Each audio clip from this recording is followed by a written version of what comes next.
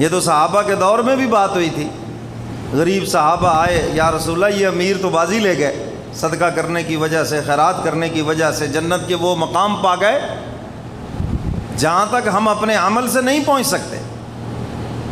تو حضور علیہ الصلاۃ والسلام نے فرمایا تم یہ وظیفے پڑھ لیا کرو۔ اب وہ پڑھنے لگے، وہ خیر القرون کا دور تھا، جب امیر صحابہ کو پتہ چلا تو وہ بھی پڑھنے لگے۔ انہوں نے کہا یا رسول اللہ وہ بھی پڑھنے لگ گئے، وہ بات تو پھر وہیں کی وہیں رہی۔